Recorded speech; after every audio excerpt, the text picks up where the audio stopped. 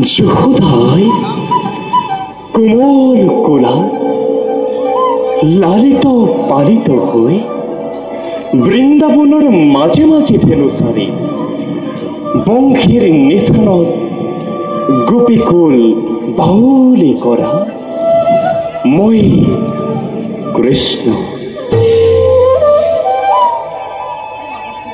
এইবাৰ পাইছিলো নিমন্ত্ৰণ মই ভাৰত যুদ্ধত। কৌৰৱ পাণ্ডৱ উভয় পক্ষত চল কৰি কপট নিদ্ৰাত পাণ্ডৱৰে পক্ষ মই কৰিলো গ্ৰহণ।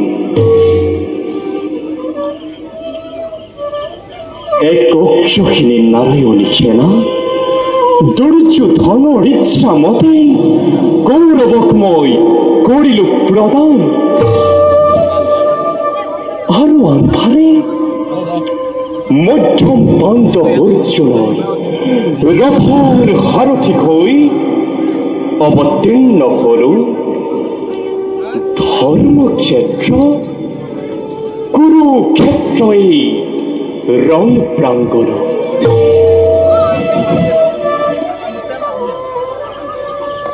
ধৰ্মযুদ্ধৰ পৰিসমাপ্তিৰে আতৰাম মহাগ্লানি ভাৰতৰ পৰা। আৰু তাৰে নিমিত্তে অষ্টাদশ অক্ষৌহিণী সেনা হৈছে নিপাত। ভাৰতৰ প্ৰবল প্ৰতাপী মধু গৰ্বী ৰজা দুৰ্যোধনে শক্তিহীন ভাতৃহীন হৈ আজি গণিছে প্ৰমাণ।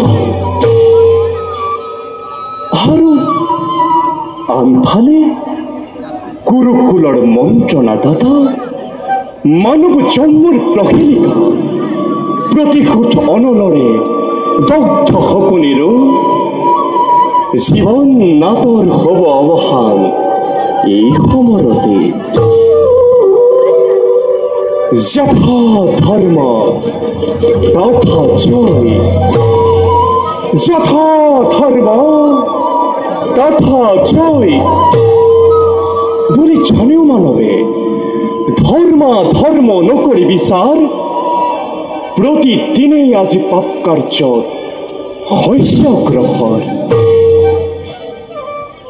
আৰু তাৰে নিমিত্তে আমিও দুষ্ট সকলক বিনাশ কৰি সন্ত সকলক উদ্ধাৰি পালন কৰিবৰ বাবে যুগে যুগে নাম ৰূপে আমি সমবতাৰ। কাৰণ আমি সম্পূৰ্ণ কলাধাৰী পৰম ব্ৰহ্ম কৃষ্ণ।